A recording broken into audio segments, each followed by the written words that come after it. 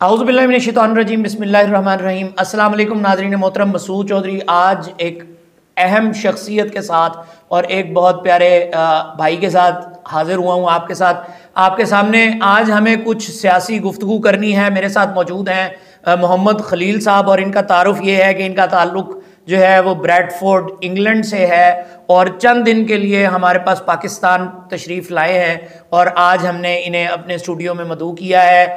चंद दिन में इनकी वापसी भी है। जानना इनसे ये है कि कैसे देखते हैं पाकिस्तान के इस वक्त के मौजूदा हालात को, जो हमारे ओवरसीज़ बहन भाई पाकिस्तान से बाहर मेहनत कर रहे हैं। अस्सलाम वालेकुम वरहमतुल्लाहि वबरकातुहू। खलील साहब बताइएगा कि बहुत शुक्रिया सबसे पहले आपका कि आपने खादिम को जो है वो वक्त दिया। पाकिस्तान के हालात और पाकिस्तान से मुतालिक खबरें आपके सामने आती रहती होंगी, बहुत सारा कुछ आप सुनते भी रहते हैं, देखते भी रहते हैं। तो जो बैनुल अक़वामी तौर पर जो हमारे बहन भाई पाकिस्तान से बाहर रह रहे हैं, वो इन तमाम सूरत हाल को, इन तमाम मामलात को कैसे देख रहे हैं? जी, फ़िलहाल बात दरअसल ये है कि जो भी मीडिया हमें शो करता है, हमें दो तरह के मीडिया से वास्ता पड़ता है। एक तो हो गया सोशल मीडिया, दूसरा जो मेन स्ट्रीम मीडिया आपका, जहाँ पे फेवरेटिज्म आ जाता है। तो जैसे मिसाल के तौर पर, मैं चैनल का नाम नहीं लेना चाहता, वो एक ही शख्सियत या एक ही पार्टी की तरफ वो करते हैं। जो मेन जो असल चीज़ है, जो हमें ख़बरें वहाँ पे मिलती हैं, हम उनके मुताबिक ही अंदाज़ा लगाते हैं। लेकिन सबसे बड़ा दुख हमें इस बात का है कि जो पाकिस्तान की जो जितनी भी ये सियासत है, वो इस कदर करप्ट हो चुकी है कि अब हमें शर्मिंदगी होती है वहाँ पे। कभी कभी अपने आप को पाकिस्तानी कहने पे भी शर्मिंदगी होती है, क्योंकि एक मजाक बना हुआ है। कौम के साथ बार बार मजाक किया जा रहा है पिछले 40-50 साल से। मेरी उम्र इस वक्त 47 है और मैंने बहुत सारे उतार चढ़ाव देखे, बहुत सारी पार्टीज़ को देखा और कई आई कई गई। मुझे सबसे बड़ा एतराज़ इस बात पे हुआ कि एक पार्टी है, जब भी सिलेक्शन हुई, बड़े से बड़ी जो वजारत किसी को मिलती है तो वो उसके जो तालीमी मेयार है उसको नहीं देखा जाता, ना मेरिट देखा जाता है, ना ही ये देखा जाता है कि उस इंसान में काबिलियत है कि नहीं है। बस कोई भी जागीरदार उठ के इलेक्शन में खड़ा हो जाता है, सेलेक्ट हो जाता है, सूबाई असम्बली में पहुंच जाता है, फिर कौमी असम्बली में पहुंच जाता है और उसके बाद वजारत उज़्मा तक पहुंच जाता है। तो काबिलियत के बगैर यहाँ पे सिलेक्शन की जाती है। तो यूरोप में बिल्कुल इससे उल्ट होता है। अगर एक इंसान काबिलियत रखता हो, काबिल हो, पढ़ा लिखा हो, तो उसको ही वो वजारत दी। अब मैं आपको मोटी मिसाल देता हूँ कि आज के दौर में पहली बार ये ऐसा हिस्ट्री में हुआ है कि यूनाइटेड किंगडम को इस वक्त एक इंडियन प्राइम मिनिस्टर चला रहा है। बिल्कुल। और प्राइम मिनिस्टर कौन? इंडियन। और वो किस बेस पे है? कि उसकी काबिलियत की वजह से। भले लोग कुछ भी कहें, अगर पाकिस्तानी लोग, जैसे माजरत के साथ मेरे कई भाई पाकिस्तानी ऐसे हैं जो एंटी इंडियन हैं, जो इंडिया के ख़िलाफ़ बोलते हैं हर वक्त, लेकिन ये मानना पड़ेगा कि उस शख्स में काबिलियत थी तो आज वो लीड कर रहा है। लीडिंग रोल उसको दिया गया कि आओ हमारे मुल्क को चलाओ। तो पाकिस्तान में देख लें अब क्या हालात हैं। मैं अब किसी पार्टी का नाम नहीं लेना चाहता, लेकिन पिछले 40-45 सालों में हमने भी कई दो ख़ानदान जो आते जाते रहे। जब से जमहूरियत आई है मैंने पाकिस्तान का ज़वाल देखा। और महंगाई का देख लें, गरीब गरीब तर होता जा रहा है, अमीर अमीर तर होता जा रहा है। एक चीज़ जो मुझे बार बार परेशान करती रही वो यही थी कि एक शख्स वजारत में है, सियासत में है, कई सालों से है, जब वो लोग इतना तजर्बा रखने के बावजूद इंतज़ार कर रहे हैं कि उनके लीडर का बेटा या बेटी बड़ा होगा, वह उनका लीडर बड़ा हो रहा है, बड़ा होगा, फिर आएगा, फिर हमारे में रूल करेगा। तो ये कहाँ का इंसाफ हुआ? क्या पाकिस्तान इसीलिए बनाया गया था कि ये 2-4 ख़ानदानों में बांट दिया जाए? क्या ये कोई बांटने वाली चीज़ थी? पाकिस्तान क्या था? पाकिस्तान आज़ाद मुल्क बना था, आज़ाद लोगों के लिए बना था, इस्लाम के नाम पे बना था। इस्लाम से भी दूरी होगी, इंसाफ जो है वो रहा नहीं इस मुल्क में। अब क्या है पाकिस्तान के पास? सवाए कर्जा लेने के, सवाए शर्मिंदगी के और पाकिस्तान के पास क्या रहा है? तो ये इस चीज़ का भी दुख होता है। फ़ख्र होने वाली पाकिस्तान में कोई चीज़ बची नहीं इन जितने भी सियासतदान हैं इनकी वजह से। तो मैं इस तरीके से हम बाहर में रहने वाले लोग जो देखते हैं कि देखिए हमारा बहुत सारा सरमाया यहाँ पे आता है। हम हर वक्त सोचते हैं कि हमारे बहन भाई पीछे गरीब हैं, हमारी ज़कात का पैसा, हमारे जो फितराने का पैसा, हर चीज़ हम कोशिश करते हैं कि हम पाकिस्तान की तरफ भेजें।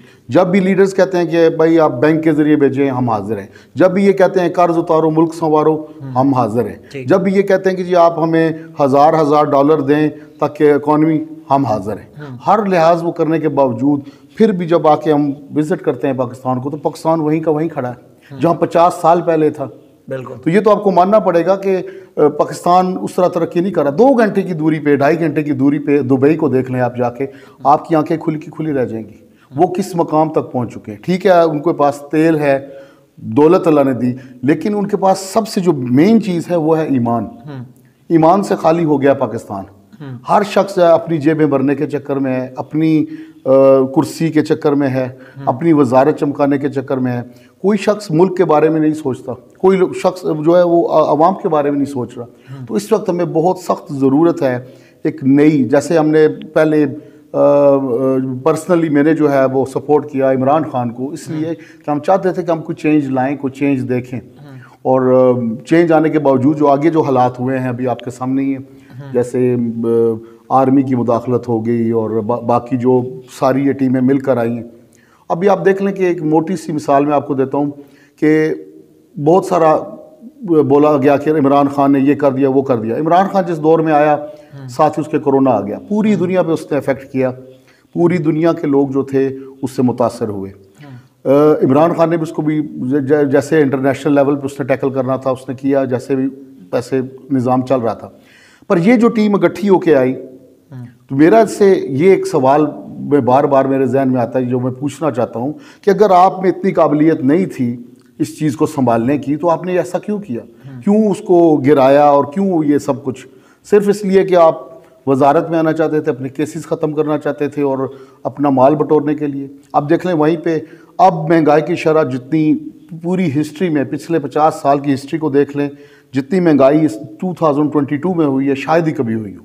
अभी आंखों के सामने विदिन 3 वीक्स में यहाँ आया हूँ, 50-60 रुपये पेट्रोल ऊपर चला गया। ठीक है, आटा देख लें जो किस मुकाम पे हो चुका। गरीब आदमी, एक मज़दूर 1000 रुपये उसकी दिहाड़ी है, उसमें वो ना वो आटा ख़रीद सकता है। अगर मुर्गी ख़रीद भी ले तो उसको प्याज ख़रीदने के उसके पास पैसे नहीं है, तेल के पैसे नहीं है, कुछ भी नहीं है उसके पास।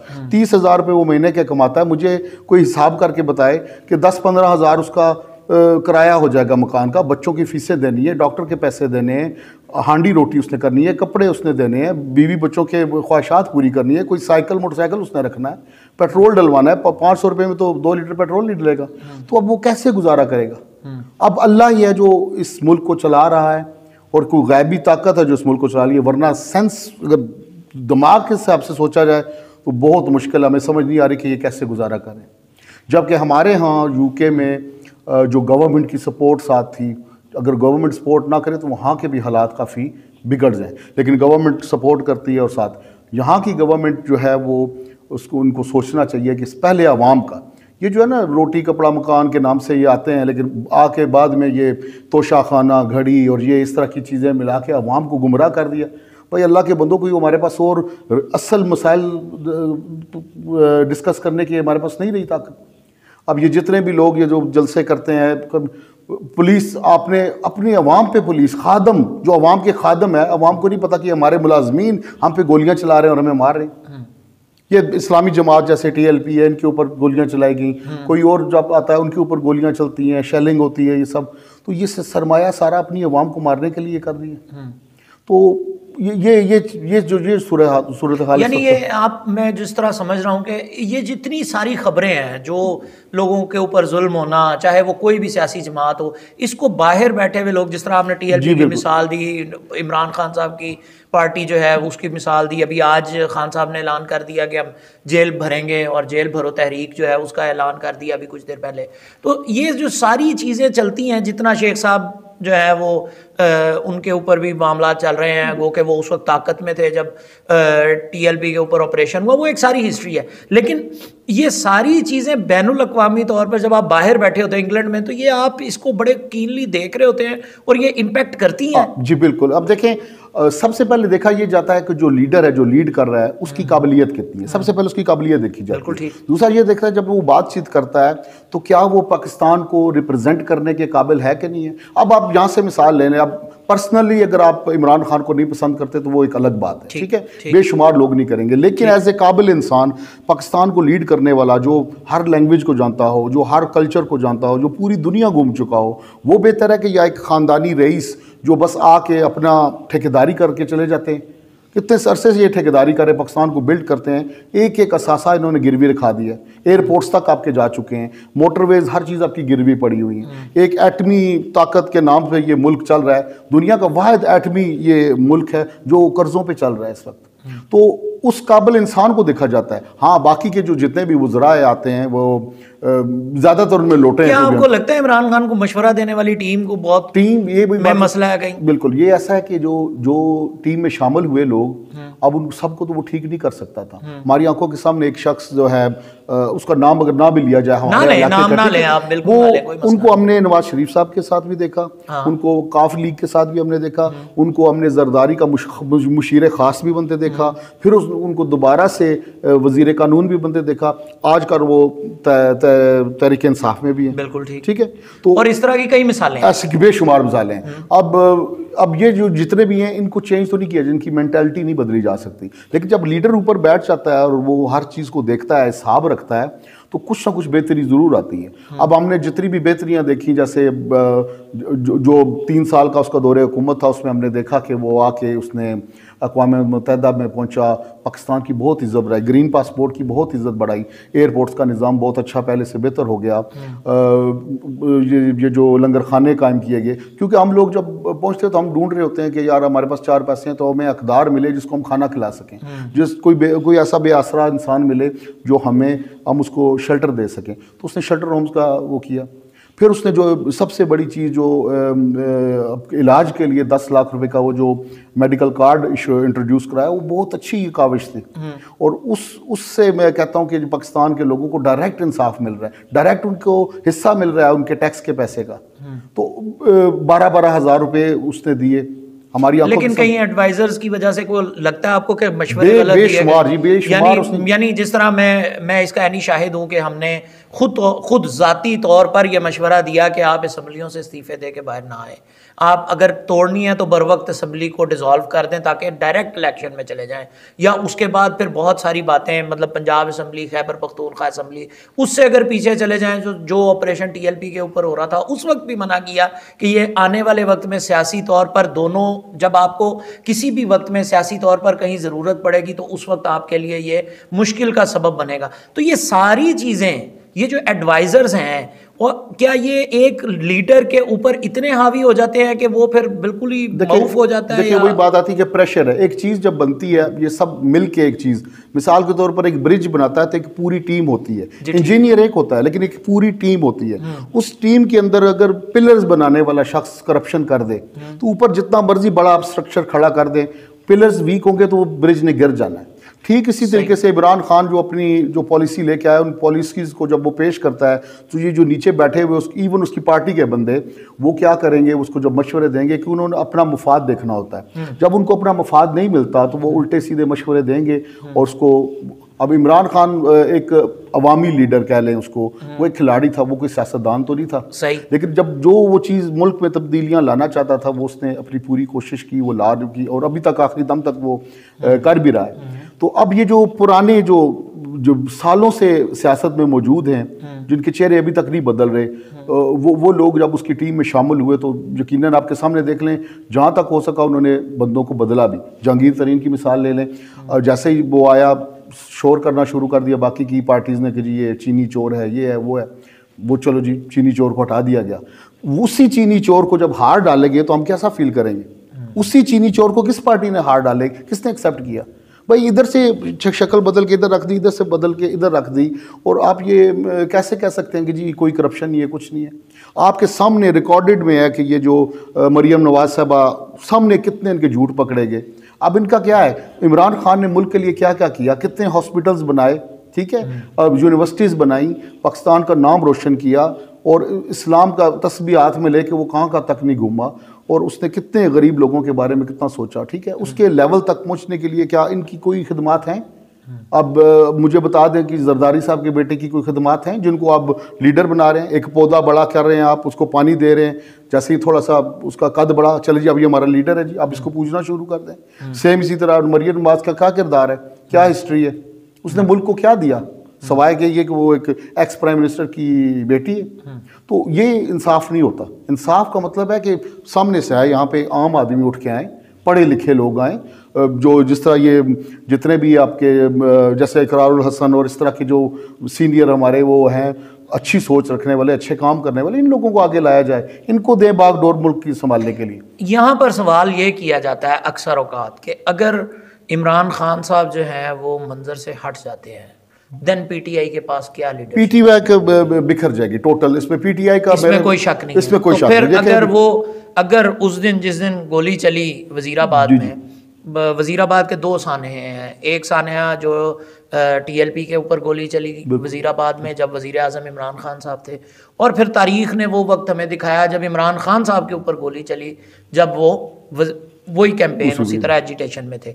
तो जो अगर फ़र्ज़ करें खुदा ना खास्ता कि अगर इमरान खान साहब दुनिया से चले जाते, देन पीटीआई अपनी जगह पर ना होती, तो बतौर बाहर रहने वाले पाकिस्तानी, यानी इंग्लैंड के अंदर जहां पर हम ये समझते हैं कि पाकिस्तान के बहुत सारे फैसले होते हैं, वो क्या वहां पर रहने वाले पाकिस्तानियों के पास सेकंड ऑप्शन क्या होता? वही नई क़यादत कोई देखते, कोई नया नहीं देखा, क्योंकि वो पुराने चेहरों पे वो कभी एतमाद नहीं करेंगे, ठीक है।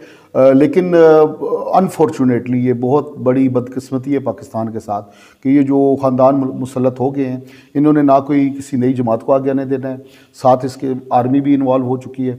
अब पाकिस्तान की आर्मी के जो जर्नल लेवल, जो देखें जो भी मरता है शहीद होता है वो सिपाही लेवल का होता है, ठीक है, जिनको 30-40 हज़ार रुपए पे तो रखा गया है। नहीं, लेकिन मेजर जनरल साहब का हेलीकॉप्टर गिरा तो वो भी शहीद जी, वो जरूर उनके साथ भी बहुत सारे लोग वो हेलीकॉप्टर क्यों गिरा? मौसम की खराबी, ये इसलिए गिरा, मौसम पूरी दुनिया में मौसम आते हैं, पाकिस्तान के पास 1950 के तो हेलीकॉप्टर्स हैं इनके पास, लेकिन कॉन्स्पिरेसी थ्योरीज के ऊपर बहुत ज्यादा एक्सीडेंट्स भी हो जाते हैं, वो दुरुस्त है बात। लेकिन पाकिस्तान के पास देखें, अभी पाकिस्तान बात करता है कि जी हम आज़ाद मुल्क हैं, हम ये हैं वो, ये बातें बहुत करते हैं, लेकिन इनके पास कुछ नहीं बचा। पूरी आप दुनिया में जाके देख लें, यकीन करें, एक तैयारा ये एमिरेट्स एयरलाइन का जो A380 एक तैयारा है ना, तो इनकी पूरी फ्लीट उसके बराबर नहीं, ठीक है, इनके पास इतने तैयारे नहीं हैं। अब जब इंडिया जो बहुत ही ताकतवर जो हमारा दुश्मन है, इसमें इनके पास जितने तैयारे हैं तो पाकिस्तान के पास 20-30 तैयारे भी नहीं है। अच्छा, एक और यहाँ पे जी जी, सॉरी टू इंटरप्ट, आखिरी सवाल करूंगा, वक्त भी काफ़ी ज़्यादा नहीं है, आप भी मसरूफ़ हैं, आपने भी जो है वो जाना है। आखिरी सवाल ये है कि जब पाकिस्तान में मौजूद जो लीडरशिप है, आज की लीडरशिप, जब मेरी मुराद है नवाज शरीफ साहब पाकिस्तान में मौजूद नहीं है, लंदन में मौजूद है, इंग्लैंड में मौजूद है, पाकिस्तान के बहुत सारे अहम फैसले इंग्लैंड की उसी स्ट्रीट्स पर होते हैं जिनका बहुत जिक्र रहता है, और उन्हीं फ्लैट्स में होते हैं जिनके ऊपर बाकायदा तौर पर पाकिस्तान का टैक्स चोरी करने के इल्ज़ामात लगते रहे हैं माजी के अंदर। क्या जो पाकिस्तान से बाहर बैठे हुए लोग हैं, जब इंग्लैंड के अंदर रहते हुए ये समझते हैं, ये देखते हैं कि पाकिस्तान के सारे फैसले तो यहाँ से हो रहे हैं, तो आप अपने आप को ज़्यादा ताकतवर फील करते हैं पाकिस्तान से मुताल्लिक, या एम्बेरस्ड फील करते हैं? वो बहुत शर्मिंदा फील होता है हमें। उसकी वजह ये है कि जब ये जो पार्टी जब आई इक़्तिदार में, तो वजारतों के लोगों ने ऐसे बांटा जैसे खैरात बांटी जाती है। जैसे कोई आप कुर्बानी का बकरा होता है ना, उसकी ख़ास बोटियां जो होती हैं अपने ख़ास अजीज़ रिश्तेदारों को देते हैं, और हड्डियां जो होती हैं वो दूध गरीब गुरबा को देते हैं। इस तरीके से पाकिस्तान की वजारतों को बांटा गया, ख़ास वजारत उज़्मा, और इस पे बैठने के बाद इन्होंने सब उसको बांट दिया अपने रिश्तेदारों में, अपने चाहने वालों में। आज पाकिस्तानियों के हिस्से में तो छिछड़े भी नहीं आते, बिल्कुल छिछड़े भी नहीं आते। अब क्या है कि जो शख्स वहाँ पे बैठा हुआ है, उन्होंने कहाँ से सबक लिया? जो उससे पहले एक शख्स बैठा हुआ था लंदन में, जो कराची से गया बंदा, जी बिल्कुल, अभी भी मौजूद है, और बहुत पावर में, वो अपनी तमाशे देख रहे हैं आराम से, और सारी इकट्ठी हो गई हैं पार्टियां। सीखने के बाद उनके बारे में भी आप क्या कहें? उनसे सीखने के बाद अगर ये अब नया जो जिनका ना उनके पास पावर है, ना उनके पास वजारत है, ना वो सियासत में है, बल्कि इश्तिहारी मुजरिम है, सजा काटते काटते वो बहाना करके बीमारी का सरकारी जहाज पर बाहर गए, सरकारी जहाज पर वापस आ गए, और वो लोग वो इस पाकिस्तान की जो है वो कर रहे हैं, इनको चला रहे हैं, जो आगे इन्होंने बंदे छोड़े हुए। अब देखें Then what is the solution? इसका सोल्यूशन यही है कि जब तक इंकलाब नहीं आएगा, कोई And ऐसी कोई who will bring that ये यंग revolution? जनरेशन लाएगी, एजुकेशन लाएगी। जितने लोगों के अंदर एजुकेशन फैलती जाएगी, पढ़े लिखे बच्चे आते जाएंगे। आपने गौर किया होगा कि पिछले कई सालों से इन लोगों ने तालीम पे तवज्जो नहीं दी। जो निसाब पढ़ रहे हैं वो भी पुराना, ठीक है, और तालीमी इदारे जो हैं वो तालीम जो है सिर्फ ख़ास लोगों को में बांटी जा रही है। सरकारी लेवल पे कभी तालीम पे ध्यान ही नहीं दिया गया। जैसे ही हमारी जो अवाम है, जो अभी आने वाले हो सकता है 50 साल और लग जाएं, जैसे ही तालीम का जो रेशो बढ़ेगा, 70-80% लोग तालीम याफ्ता होंगे, उस वक्त वो अपना इंतखाब भी कर सकेंगे। लोगों को जब ये पता चल जाएगा कि हमारे ऊपर ये वर्दी वाले लोग हमारे खादम हैं, पुलिस वाले हमारे खादम हैं, हमारे मुलाजम हैं, उनको अपने हकूक़ का पता चलेगा। जब उनको ये पता चलेगा कि आर्मी हमारी सरहदों की हिफाजत करने के लिए, ना कि इंटरप्ट करने के लिए गवर्नमेंट को, तो वो मज़ीद बोलेंगे, आवाज़ उठाएंगे। तो अभी फिलहाल वही चल रहा है, जो आवाज़ उठाता है उसको दबा दिया, यानी स्टेटस को बिल्कुल ही है। तो हम अब भी देख ले, accept अगर कर बड़े रहे हैं बड़े status लोगों को को। अगर ये जो है इनको इंसाफ नहीं मिल रहा, तो आम आवाम का क्या? आम आवाम बस सुबह उठती है, सोचती है कि भाई हमें दिन में क्या खाना है, रात को क्या खाना है, सुबह बच्चे की फ़ीस कैसे देंगे। एक बच्चे को बुखार चढ़ता है तो साथ 2-4 को और को चढ़ जाता है। 300 रुपये से 500 रुपये मिनिमम डॉक्टर की फ़ीस है। तो वो बंदा क्या करे? अब कहाँ पे सर को पीटे? खुदकुशियाँ करने पे मजबूर हो रहे हैं लोग। तो ये अवाम को, जो 70% जो आबादी है पाकिस्तान की, वो इन तकलीफ़ों में है। उनको क्या लगे कि कौन बैठा है भाई, किसकी जिस मर्ज़ी को बिठा दो, हमें आटा दे दो, हमें रोटी दे दो, हमें पानी दे दो, हमें बिजली गैस की सहूलतें दे दो, हमारा बिल कम कर दो। तो एक शख्स की तनख्वाह 30,000 है, उसका बिल 65,000 आ जाए, वो क्या करेगा? गर्मी सर्दी में पंखा एयर कंडीशन लगाने की औकात नहीं है पाकिस्तान की अवाम जो है, बच्चों को पढ़ाने की। बिल्कुल आम पाकिस्तानी परेशान है। और ये नाज़रीन मोहतरम, बहुत शुक्रगुजार हूँ मैं खलील साहब का कि उन्होंने वो शक्ल, वो तस्वीर बाकायदा तौर पर दिखाई जो हम पाकिस्तान के अंदर रहते हुए देखते हैं।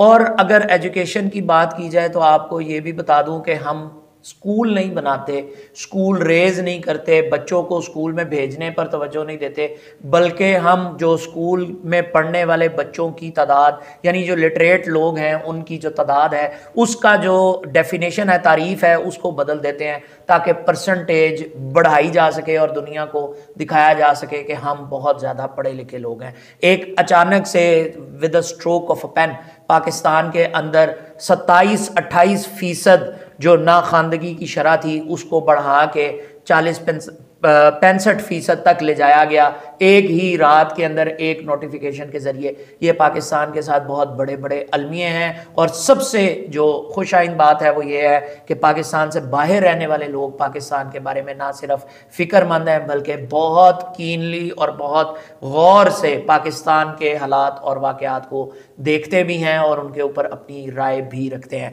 मैं अपने मेहमान मोहम्मद खलील साहब का शुक्रगुजार हूँ कि वो उन्होंने मुझे वक्त दिया। और नाज़रीन, फ़िलहाल तक के लिए इतना ही। मसूद चौधरी को इजाज़त दीजिए। किसी और मेहमान के साथ, किसी और प्रोग्राम के साथ ज़रूर हाजिर खिदमत होऊंगा। तब तक के लिए अस्सलाम वालेकुम वरहमतुल्लाहि वबरकातुहू।